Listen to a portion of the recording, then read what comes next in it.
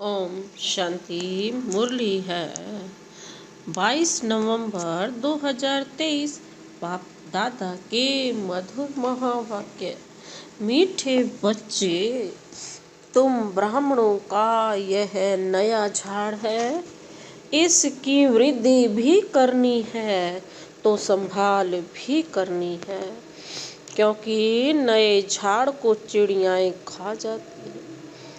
तुम ब्राह्मणों का यह नया झाड़ है, इसकी वृद्धि भी करनी है तो संभाल भी करनी है, क्योंकि नए झाड़ को चिड़ियाएं खा जाती हैं।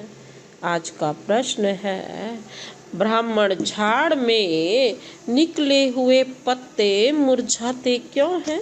कारण और निवारण क्या है? ब्राह्मण झाड़ में निकले हुए पत्ते मुरझाते क्यों हैं?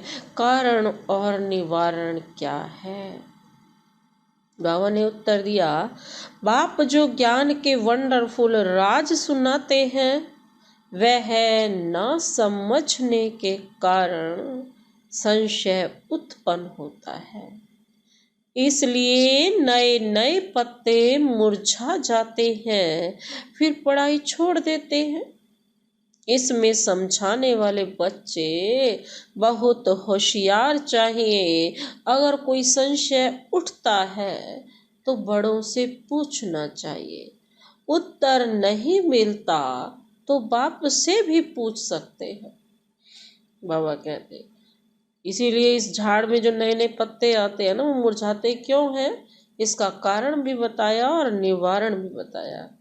कारण यह है कि ना समझने के कारण ज्ञान बहुत वो है ना, रमणीक है, वंडरफुल है, इसीलिए वो समझ में नहीं आता, संशय उत्पन्न हो जाता है, नए नए पत्ते मुरझा जाते हैं और पढ़ाई छोड़ देते हैं। तो बाबा कहते हैं इसको समझाने वाला भी तो बड़ा होशियार चाहिए। अगर उससे नहीं समझ सकते तो बड़ों से समझना चाहिए। बड़ों से भी नहीं समझ पा रहे तो बाप से समझना चाहिए, बाबा से ही पूछे, वो भी बताएंगे। आज का गीत है, प्रीतम आन मिलो। ओम शांति। गीत तो बच्चों ने बहुत बार सुने हैं, सारे गीत तो भक्ति मार्ग के है ना, और कई बार सुन चुके। अर्थ अब पता चल रहा ना। दुख में भगवान को भी सभी बुलाते हैं, तुम्हारे पास तो वह बैठे हैं। तुमको सभी दुखों से लिबरेट कर रहे हैं। बाबा ही तो हमें दुखों से छुड़ाने आए हैं ना। तुम जानते हो, बरोबर दुख धाम से सुख धाम ले जाने वाला सुख धाम का मालिक बतला रहे हैं। वह आया हुआ है, तुम्हारे सम्मुख बैठा हुआ है और राजयोग सिखला रहा है। यह कोई मनुष्य का काम नहीं। तुम कहेंगे परम पिता परमात्मा ने हमको मनुष्य से देवता बनाने के लिए राजयोग सिखलाया है।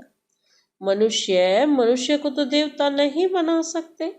मनुष्य से देवता किए करत ना लागी वार, इसीलिए तो कहा गया ना, गुरु नानक जी ने कहा ना, यह किसकी महिमा है?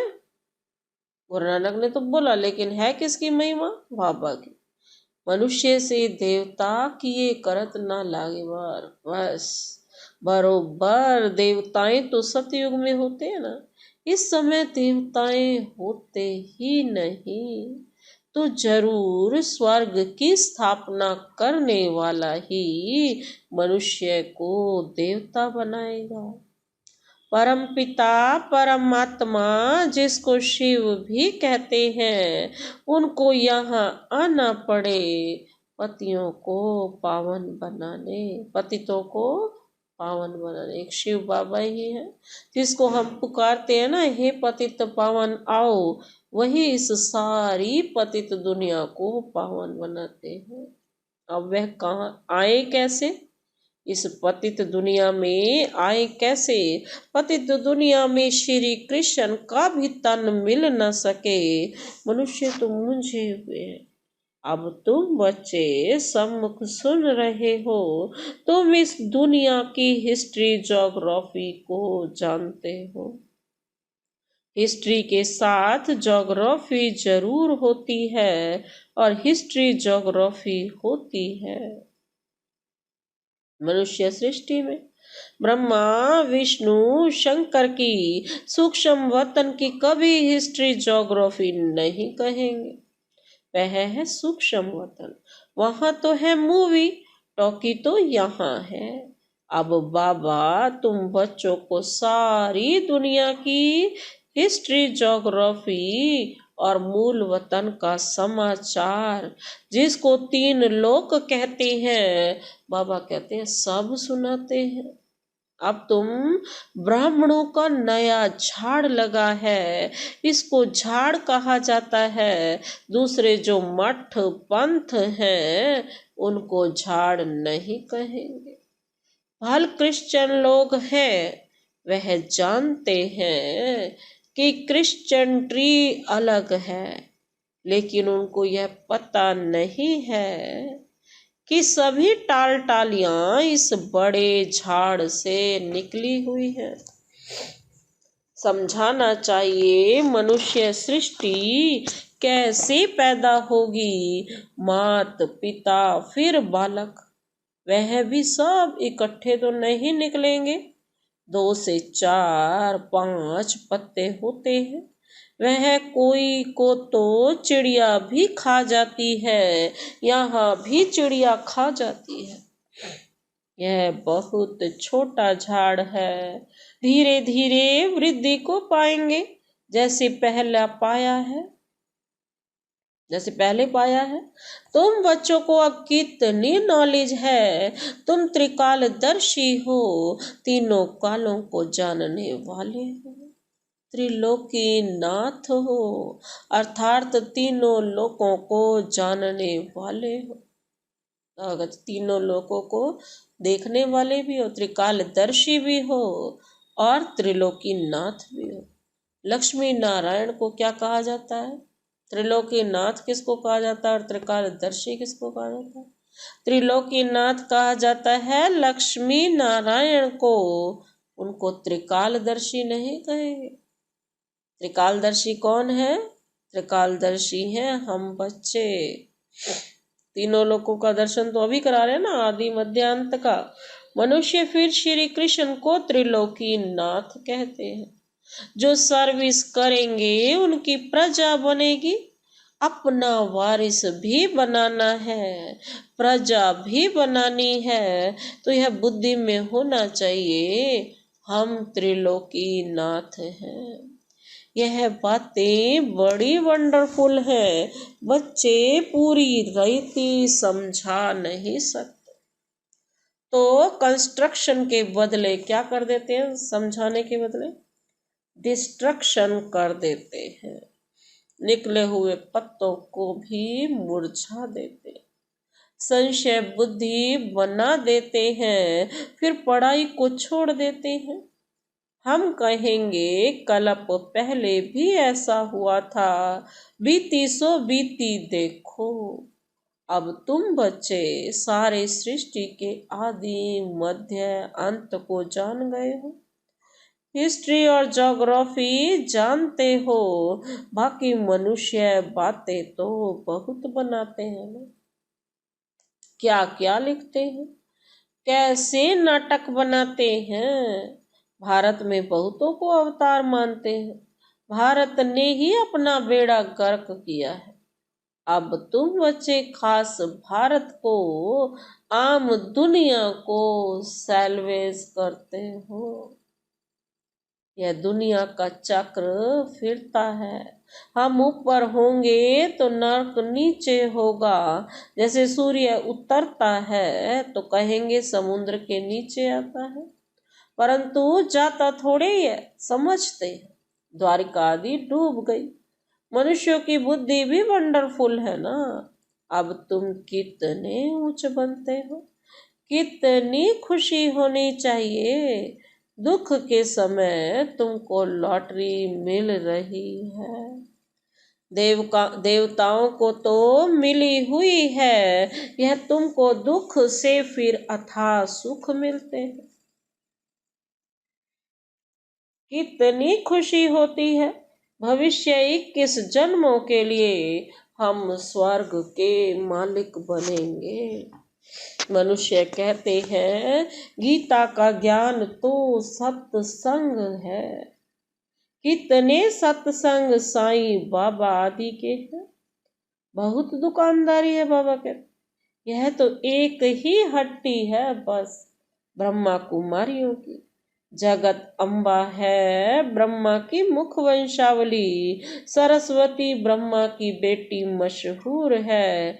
तुम जानते हो मात पिता से हमें सुख घनेरे मिले थे। अब वह माता पिता मिला हुआ है, बहुत सुख घनेरे दे रहे हैं। अच्छा, माता पिता को जन्म देने वाला कौन? शिव बाबा। हमको रतन शिव बाबा से मिलते हैं। तुम हो गए पोतरे, हम अब सुख घनेरे उस बेहद के बाप से ब्रह्मा सरस्वती मात पिता द्वारा ले रहे हैं। देने वाला वह है। कितनी सहज बात है।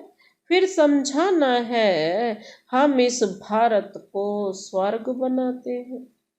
फिर सुख घनेरे आकर जाकर पाएंगे। हम भारत के सेवक ठहरे। तन मन धन से हम सेवा करते हैं। गांधी को भी मदद करते थे ना। तुम समझा सकते हो यादव कौरव पांडव क्या करते थे? पांडवों की तरफ तो है परम पिता परमात्मा। पांडव है विनाश काले प्रीत बुद्धि। कौरव और यादव है विनाश काले विपरीत बुद्धि। जो परम पिता परमात्मा को मानते ही नहीं, ठीक कर भीतर में ठोक देते हैं। तुम्हारी उनके सिवाय और कोई के साथ प्रीत नहीं है, तो बहुत हर्षित रहना चाहिए। नाखून से लेकर चोटी तक खुशी रहनी चाहिए। बच्चे तो बहुत है ना। तुम माता पिता द्वारा सुनते हो तो तुमको खुशी होती है। सारी सृष्टि में हमारे जैसा भाग्यशाली कोई हो नहीं सकता। बाबा कहते हैं हमारे जैसा भाग्यशाली सौभाग्यशाली कोई हो नहीं सकता। हमारे में भी कोई पदम भाग्यशाली, कोई सौभाग्यशाली, कोई भाग्यशाली, और फिर बाबा कहते कोई दुर्भाग्यशाली भी है। जो आश्चर्यवत भागंती हो जाते हैं उनको कहेंगे महान दुर्भाग्यशाली। कोई न कोई कारण से बाप को फार गति दे देते हैं। बाप तो बहुत मीठा है। समझते हैं शिक्षा दूं तो कहाँ फार गति न दे दे। समझाते हैं तुम विकार में जाकर कुल का नाम बदनाम करते हो। अगर नाम बदनाम करेंगे तो बहुत सजाएं खानी पड़ेंगी। उसे कहा जाएगा सतगुरु का निंदक ठोर न पाए। उन्होंने फिर अपने लौकिक गुरु के लिए ही समझ लिया। अब बाबा कहते अबलाओं को पुरुष भी डराते हैं। अमरनाथ बाबा अभी तुमको अमर कथा सुना रहे हैं। बाबा कहते हैं मैं तो टीचर सर्वेंट हूं ना। टीचर के पांव धो कर पीते हैं क्या? बच्चे जो मालिक बनने वाले हैं क्या हम उनसे पांव धुलाऊं? जो मालिक बनने वाले हैं क्या मैं उनसे पांव धुलाऊं? बाबा कहते हैं नहीं। गाया भी जाता है ना, निराकारी निरहंकारी यह भी अर्थात ब्रह्मा भी उनके संग में निरहंकारी बन गया है। बाबा कहते अबलाओं पर अत्याचार भी गाया हुआ है। कल्प पहले भी अत्याचार हुए थे। रक्त की नदियां बहेंगी, पाप का घड़ा भरेगा। अभी तुम योग बल से बेहद की बादशाही लेते हो। तुम जानते हो हम बाप से अटल अखंड बादशाही लेते हैं। हम तो सूर्यवंशी बनेंगे। हाँ, इसमें हिम्मत भी चाहिए। अपना मुंह देखते रहो। हमारे में कोई विकार तो नहीं है। कोई भी बात ना समझो तो बड़ों से पूछो, अपना संशय मिटाओ। अगर ब्राह्मणी संशय मिटा नहीं सकती तो फिर बाबा से पूछो। बाबा भी मुरली में सारा उत्तर दे देते हैं। अभी जो तुम बच्चों को बहुत कुछ बातें समझाने की हैं, जहां तक जिएंगे बाबा समझाते रहेंगे। बोलो, अभी तो हम पढ़ रहे हैं, बाबा से हम पूछेंगे। या तो बोलो यह बातें अब तक बाबा ने समझाई नहीं है, आगे चलकर समझाएंगे। फिर पूछना, बहुत पॉइंट्स निकलती रहती हैं। कोई कहेंगे लड़ाई का क्या होगा। कुछ लोग ऐसे भी पूछते हैं। बाबा तो त्रिकालदर्शी है ना, समझा सकते हैं, परंतु अभी तो बाबा ने बतलाया नहीं है। बाबा कहते अर्जी हमारी, मर्जी उनकी। अपने को छुड़ा लेना चाहिए। फंसना चाहो तो भले फंसो। बाबा कहते अपने आप को छुड़ाना भी आना चाहिए। गार्डन में बाबा ने बच्चों से प्रश्न पूछा कि बाबा है ज्ञान का सागर, तो जरूर वह ज्ञान डांस करता होगा ना।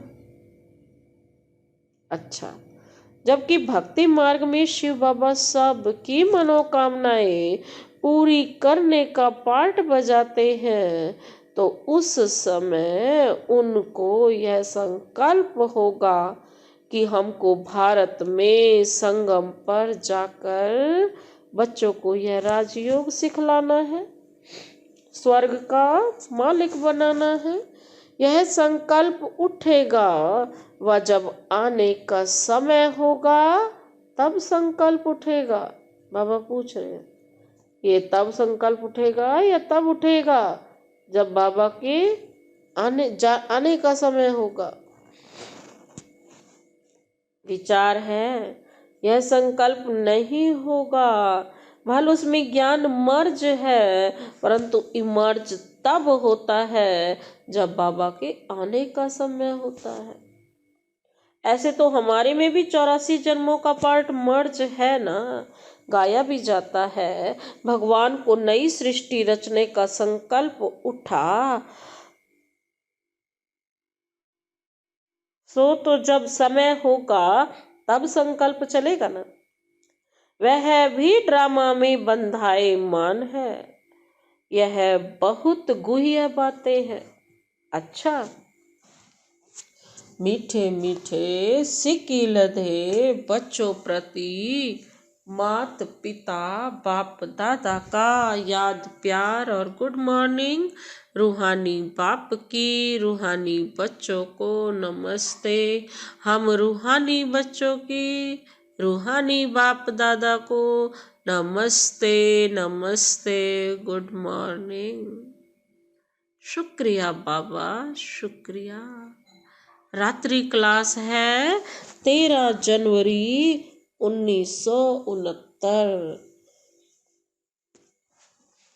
बाबा कहते, क्या कहते, बच्चे जब यहाँ आकर बैठते हैं तो बाप पूछते हैं, बच्चे शिव बाबा को याद करते हो? बाबा पूछते हैं। फिर विश्व की बादशाही को याद करते हो? बेहद के बाप का नाम शिव है। फिर भाषा के कारण अलग अलग नाम रख देते हैं। जैसे बम्बई में बबूल नाथ कहते हैं। क्यों कहते हैं? क्योंकि वह कांटों को फूल बनाते हैं। सतयुग में है फूल और यहाँ सभी हैं कांटे। तो बाप रूहानी बच्चों से पूछते हैं, बेहद के बाप की याद में कितना समय रहते हो? उनका नाम है शिव कल्याणकारी। तुम जितना याद करेंगे, बाबा कहते, उतना जन्म जन्मांतर के पाप कट जाएंगे। सतयुग में पाप होते ही नहीं। वह है पुण्य आत्माओं की दुनिया, यह है पाप आत्माओं की दुनिया। पाप कराने वाले हैं 5 विकार। और सतयुग में रावण होता ही नहीं, यह है सारी दुनिया का दुश्मन। 5 विकार ही पूरी सृष्टि को पतित करने वाले हैं, वही दुश्मन है। इस समय सारी दुनिया पर रावण का राज्य है। सभी दुखी तमो प्रधान है। तब कहते हैं, बच्चों माम एकम याद करो। यह गीता के अक्षर हैं। बाप खुद कहते हैं, देह सहित सभी संबंध छोड़ माम एकम याद करो। यह गीता के अक्षर हैं। बाप खुद कहते हैं, देह सहित सभी संबंध छोड़ माम एकम याद करो। बाबा कहते हैं, देह भान ही भूल जाओ तो सारे संबंध अपने आप ही छूट जाएंगे। पहले पहले तुम सुख के संबंध में थे, फिर रावण के बंधन में आए हो, फिर अभी सुख के संबंध में आना है। अपने को आत्मा समझो और बाप को याद करो। यह शिक्षा बाप संगम युग पर ही देते हैं। बाप खुद कहते हैं, मैं परम धाम का रहवासी हूँ। इस शरीर में प्रवेश किया है तुमको समझाने लिए। बाप कहते हैं, पवित्र बनने बिगर तुम मेरे पास नहीं आ सकते हो। अब पावन कैसे बनेंगे? सिर्फ मेरे को याद करो। भक्ति मार्ग में भी सिर्फ मेरी पूजा करते उनको अव्यभिचारी पूजा कहा जाता है। अभी मैं पतित पावन हूँ, तो तुम मुझे याद करो तो तुम्हारे जन्म जन्मांतर के पाप कट जाएंगे। 63 जन्मों के पाप हैं। सन्यासी कब राजयोग सिखा ना सके? बाप ही सिखलाते हैं। वास्तव में यह शास्त्र भक्ति आदि प्रवृत्ति मार्ग वालों के लिए है।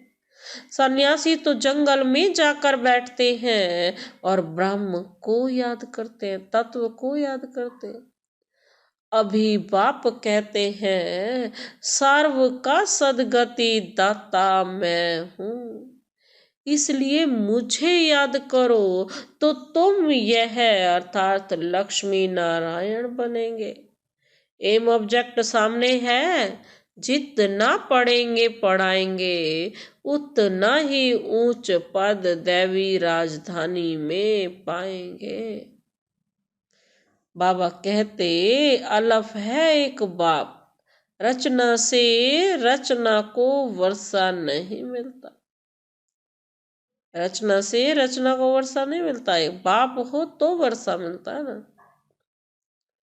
तो बाबा क्या कहते, रचना से रचना को वर्षा नहीं मिलता। यह है बेहद का बाप, तो बेहद का वर्षा देते हैं ना। तुम स्वर्ग में सदगति में होंगे, बाकी सभी आत्माएं वापस घर चली जाएंगी। मुक्ति जीवन मुक्ति गति सदगति अक्षर है ही शांति धाम सुख धाम के। बाप की याद बिगर घर जा नहीं सकते। बिना बाबा की याद के तो घर जा ही नहीं सकते।